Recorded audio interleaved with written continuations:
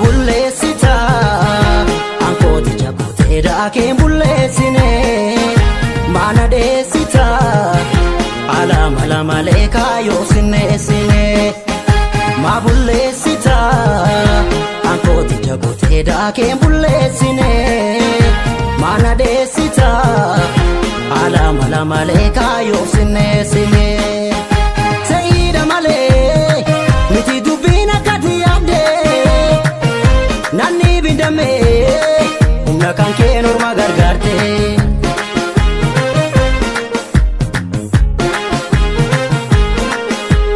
ilkaa'u shiratate kan nu gidduu nyaatuun sifaa'u hin dhiisu maaddii ulfina qabu kana ormaaf laannee maaliif bullaa gabu garaa lama maaliif bullaa gabu ormi nyaata maaliif bullaa gabu garaa beela maaliif bullaa gabu ormi nyaata maaliif bullaa gabu nas fakkaate sis fakkaacha addanuu baasuuf kan oolu itti yaade dhufee yeroon bira ga'uun oolu farda kan keenya taphattoon kaachisanii durnoolu beekna wal wallaalchisanii farda kan keenya taphattoon kaachisanii durnoolu beekna wal wallaalchisanii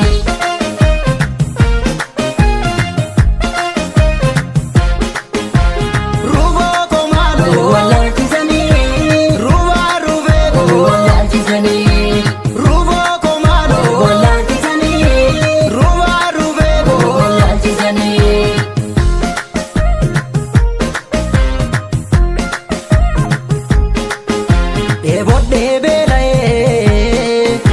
argaa kee dharra'ee siftee dhama'ee aniin kee rarra'ee atuun haftu sin eegaa guyyaa dhuftu si beekaa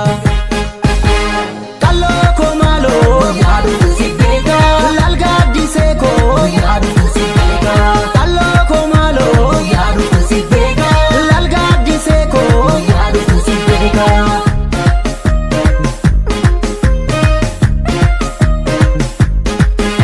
kan darbe darbe inni dhufaa jiru sedduudha antooftan argee alagaa baafna of gidduudha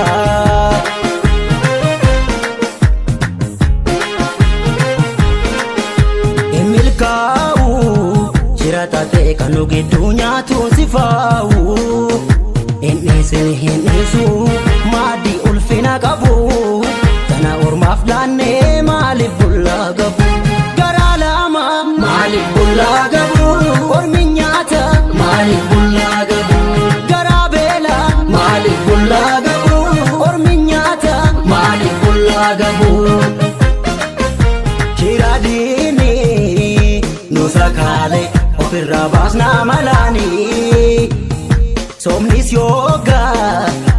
iddoo dhaalee laf tokko mo'aa dhugaanii farda kan keenya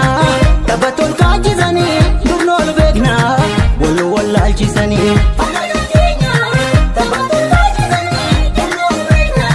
wal wallaalchisanii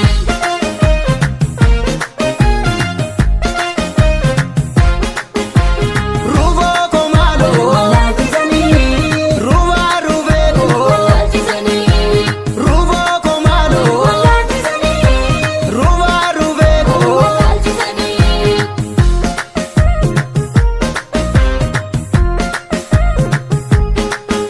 deebuuf beela obsee wallaalaa koo sorsee ijjiitii koos dhoksee akka keenyas tiksee atuun haftu sin eegaa guyyaa dhuftu si beekaa